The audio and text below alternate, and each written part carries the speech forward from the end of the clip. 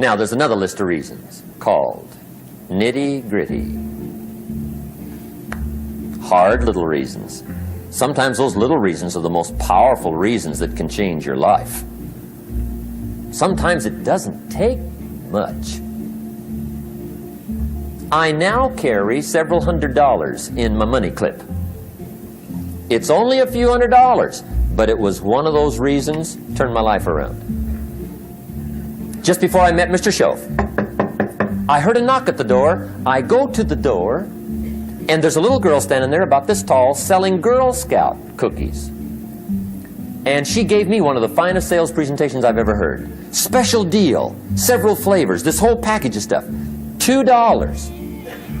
And with a big smile, she very politely asked me to buy.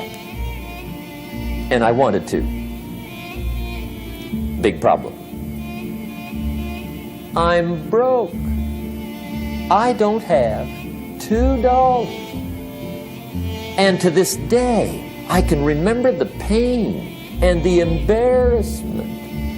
I'm a father. I'm a husband. I've been to college. I'm working. I'm 25. I don't have $2. And I didn't want to tell her that for some reason. So I did what I thought was next best. I lied to her.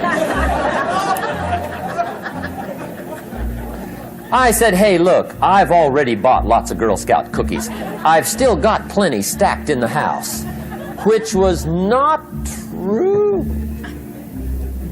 But it seemed to get me off the hook for the moment. She said, well, gosh, that's wonderful. Thank you very much. And she went away. When she left, I closed the door, and that was the day I said to myself, I don't want to live like this anymore. I've had it with lying, and I've had it with being broke.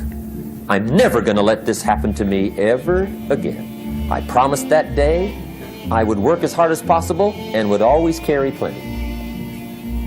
It took me a little while, but now I do. It was one of those reasons. And I guess I carry plenty for two reasons. One is the way it makes me feel, but also in case I bump into another Girl Scout selling cookies. Right? I'm ready.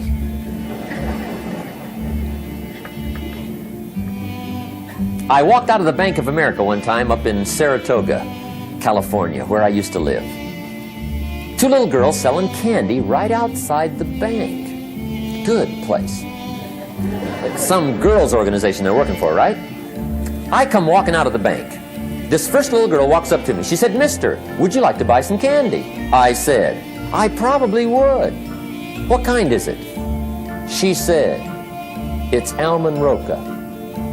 I said, my gosh, that's my favorite. She said, wonderful. I said, how much is it?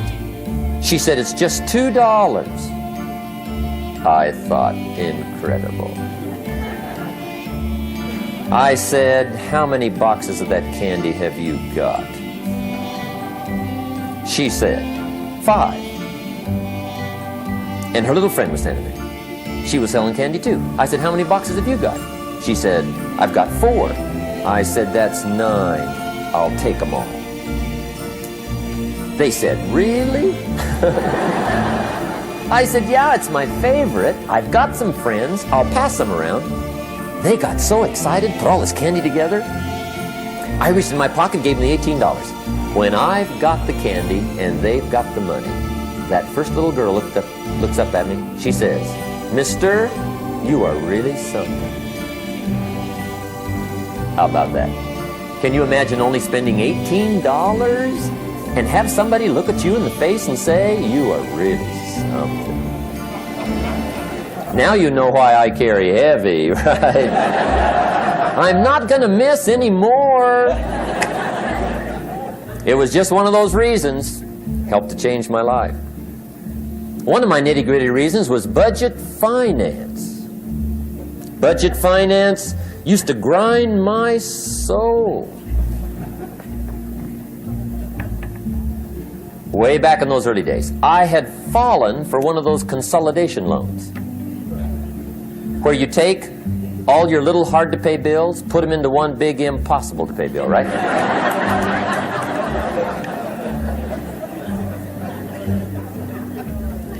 I would get 4 or 5 payments behind. This one guy used to call me day and night. I don't think they're allowed to do that anymore. Harassed me. Threatened to run me in front of the judge. Threatened to ruin my credit. Threatened to embarrass my family. One day he said, "We're going to come get your car, drag it rear end up down the street in front of your neighbors." The guy even called me a flake. And back in those days, I'm broke, I'm pitiful, there's nothing I can do about it. But I never forgot how the guy treated me. And when I met Mr. Shoaff and I got my life straightened out and the money started to flow, that was one of my first projects, budget finance. I poured it on day and night. I finally put all the money together I owed him, which was considerable. I picked a day for the payoff. And when the payoff day came, I put the money in small bills in a big briefcase. And I walked into the budget finance office on Wilshire Boulevard in Los Angeles. The guy who harassed me so often, his desk was about 3 back. I walked right up to his desk, startled him. He wondered what I was doing there. It was the first time I'd been there since I borrowed the money, right?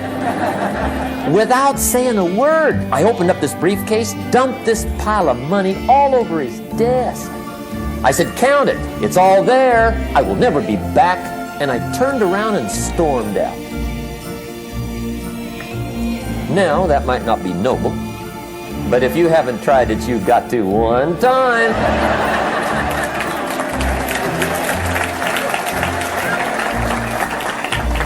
It can be the day that turns your life around. All you need is a reason that turns you on. One of my dear friends, Robert Depew, Bobby used to be a school teacher in Lindsay, olive capital of the world. Bobby taught school several years, got a little weary teaching school. One day decided he wanted to get into sales. So without telling anybody, he just up and quit his job teaching school and jumped into sales. When he did, his brother made fun of him, laughed at him, put him down, said Robert's lost his mind. Had a good job teaching school, now he thinks he's a sage. He's gonna go down the drain, lose everything. Just put him down something fierce. Bobby said, "The way my brother acted when I got into sales," he said, "that made me so mad. I decided to get rich." And my question for you tonight is it possible to get that mad? Of course. Wealth is not a matter of intelligence. It's a matter of inspiration. Today, Robert happens to be one of my millionaire friends. Bobby's rich.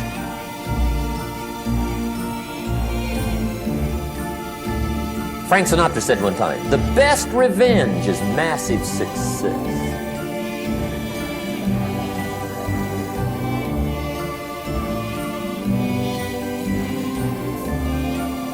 Hey, get you a long enough list of reasons so that after tonight you never lack for inspiration. You might not have all the answers right away, but you can get the answers if you can get the reasons.